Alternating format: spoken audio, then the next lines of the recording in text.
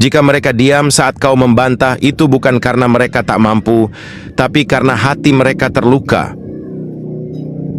Tahukah kamu, ada satu dosa yang seringkali dianggap remeh, padahal bisa menggugurkan keberkahan umur dan menutup pintu surga, yaitu membantah orang tua.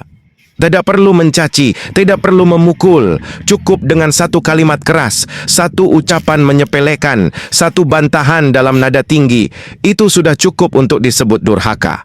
Imam Syafi'i rahimahullah pernah berkata, jika engkau berdebat dengan orang tuamu, walaupun hanya karena sepasang sandal, maka engkau telah durhaka, sepasang sandal, hanya itu. Tapi bila engkau mendebat karena itu, maka engkau telah menusuk hati yang dulu bertaruh nyawa untuk melahirkanmu. Ingatkah kau, siapa yang rela menahan lapar agar kamu kenyang? Siapa yang tidak tidur semalaman saat kamu demam? Siapa yang menangis dalam diam saat kamu berkata kasar lalu pergi? Itulah orang tuamu, yang dulu tak pernah memintamu membalas, hanya ingin kau tumbuh dengan bahagia. Namun hari ini, mereka hanya ingin bicara, dan kau memilih membantah.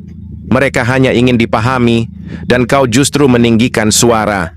Mereka diam, bukan karena tak mampu menjawab, tapi karena tak ingin semakin terluka oleh darah dagingnya sendiri.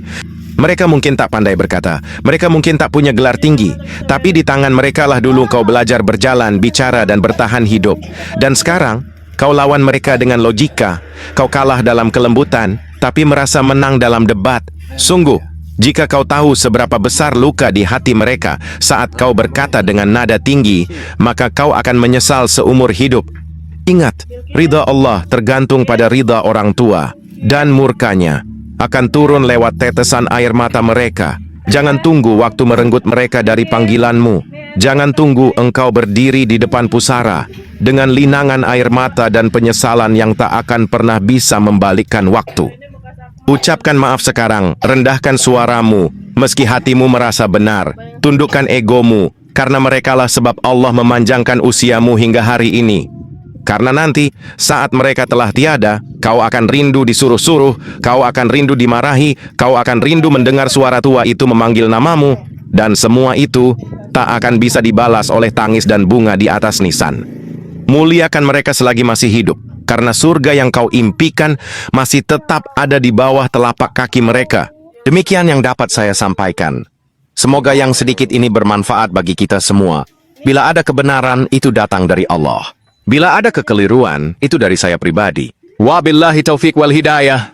Wassalamualaikum warahmatullahi wabarakatuh.